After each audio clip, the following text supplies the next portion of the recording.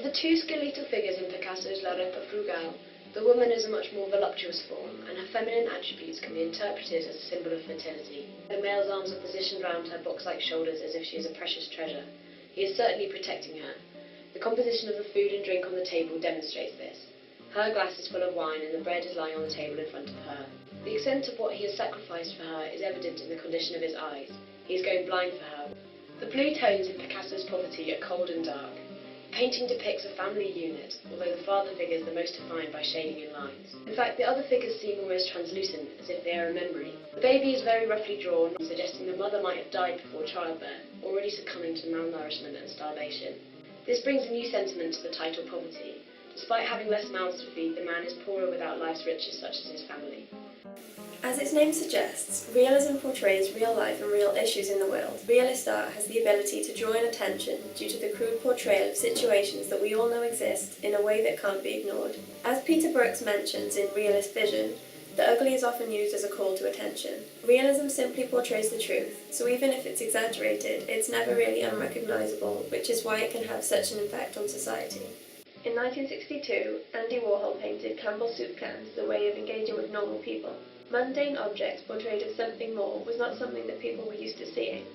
This wouldn't have made any direct changes in society, but it had the power to make people feel accepted for their normality. As shown in Picasso's paintings, realist representations of poverty are an example of using gruesome images to draw attention to a specific issue in society and force people to take notice. This was successfully done in the 19th century to bring the issue of public health into the public eye, as stated in the British Medical Journal, showing that art also has the power to directly influence change in society. In Buenos Aires, street art has been used not only as a form of protest, but also as a way of remembering the horrors of the past. Between 20,000 and 30,000 Argentinians were estimated to have disappeared during the military dictatorship, which spanned between 1976 and 1983. The disappeared included anyone associated with socialism, such as left-wing activists, students, journalists and their family members, and many of the desaparecidos were innocent teenagers who had actually had nothing to do with politics. Today, across the walls of the former military school, named ex-ESMA, collages of the disappeared are shown. This type of artwork has the ability to provoke the emotions of people worldwide. It doesn't need bright colours or skilled technique. The wheat pasted images speak for themselves. This form of protest art wouldn't have the ability to create concrete change, but it affected the emotions of the Argentinians and gave them hope, which shows again that art can be used as a catalyst for change. During the agrarian reform, the Peruvian government addressed various economic issues such as wealth distribution. In her article, Anna Kant analyses the reform posters published by the government. They employed unorthodox imagery in order to stimulate political thought amongst the masses.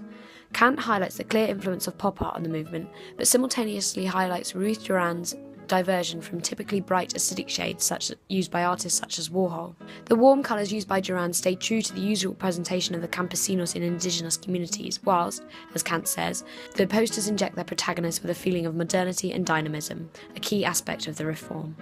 Because visual art is housed in a language barrier, it can be exported internationally without needing to be translated in the way that a book would, and it's accessible even for illiterate. Because art is a physical manifestation of feelings and opinions, it is possible for those feelings to be instilled into those who view it. Furthermore, the simplicity of protest art, such as Los Silverados in Argentina, means that very little translation is needed in order to explain their meaning, and thus the sentiment behind them can be shared to multilingual audiences across the world. Banksy, as an example of both the contemporary artist and the street artist, tries to bring about social change by creating satirical artworks on topics such as politics, ethics and culture.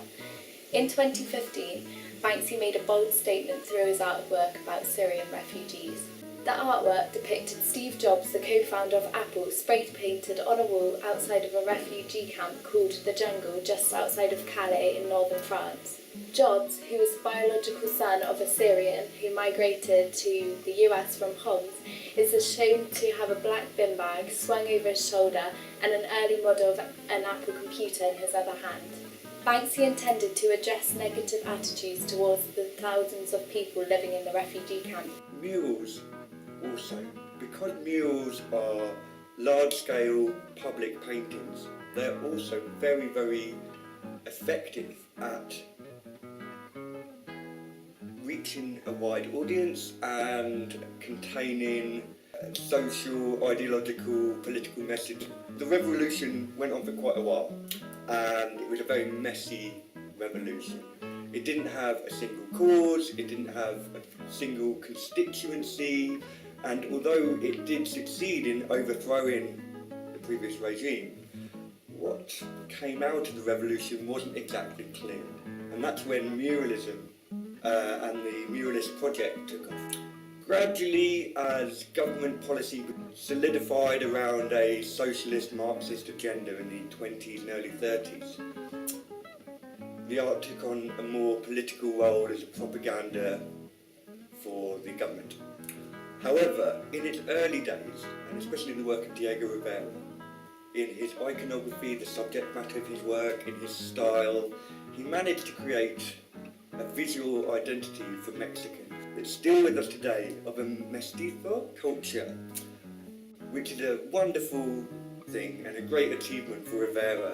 Art as an object can also be used as a political demonstration, such as with Picasso's most famous work, Guernica, which before his death he put on indefinite loan to the Museum of Modern Art in New York, under the terms that it could not return to Spain until democracy was restored there.